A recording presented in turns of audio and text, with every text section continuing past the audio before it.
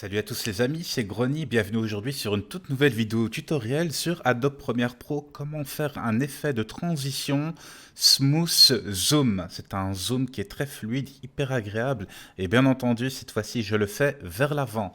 Alors vous avez deux clips sur votre timeline bien entendu que je vous montre actuellement. Chose que vous allez faire, vous allez aller dans l'onglet Effets, vous allez taper Transformation, Transfo, voilà. C'est son onglet Effets vidéo, déformation, transformation. Vous le prenez, vous le glissez sur le premier clip ainsi que sur le deuxième. Vous voyez les deux effets qui sont en couleur violette, bien entendu. Ensuite, ce qu'on va faire, c'est qu'on va tout simplement placer à la dernière frame du premier clip. Voilà. Alors, très facile pour le faire. Vous sélectionnez votre premier clip. Bien entendu, comme je viens de le faire, j'ai zoomé. Vous allez dans Options d'effets et vous prenez ici, voilà, la petite barre de timeline de placement du temps. Je ne sais pas comment ça s'appelle, vous m'en voudrez pas. Vous allez en dessous de l'onglet, justement, transformation, donc qui est l'effet que l'on vient d'appliquer à notre clip. Vous allez choisir 150 sur l'échelle et keyframe, placer une image clé, bien entendu.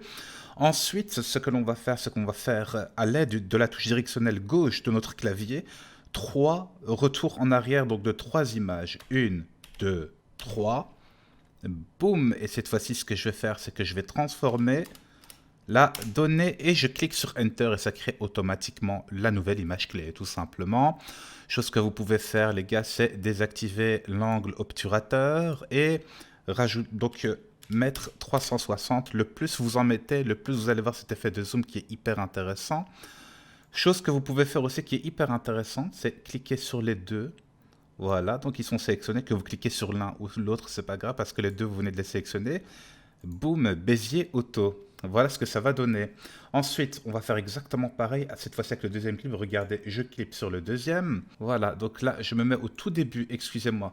Voilà, de mon deuxième clip qui est sélectionné au tout début. Et donc là, j'avais mis 150. Donc là, ce qu'on va faire, c'est toujours en dessous de l'onglet transformation. Cette fois-ci, je vais mettre 125. Donc c'est un chouïa en dessous de 150. Voilà, et on va avancer cette fois-ci avec la touche directionnelle droite de notre clavier. 1, 2, 3. Et on va replacer à 100 qui était la valeur de base, tout simplement. Et donc, l'angle obturateur, t'es pas obligé de le changer ici, mais je vais quand même le mettre pour le fun, d'accord? Voilà, pour le plaisir. Et je fais un petit zoom, je sélectionne les deux, je fais clic droit, Bézier auto, et voilà ce que ça va donner. Voilà. On regarde un peu le clip. Et ça fait un magnifique effet de zoom qui est hyper intéressant et qui permet d'enchaîner, on va dire, de manière très fluide et très agréable. Voilà. Et c'est quelque chose que personnellement j'apprécie beaucoup. C'est très facile à faire, ça prend quelques secondes.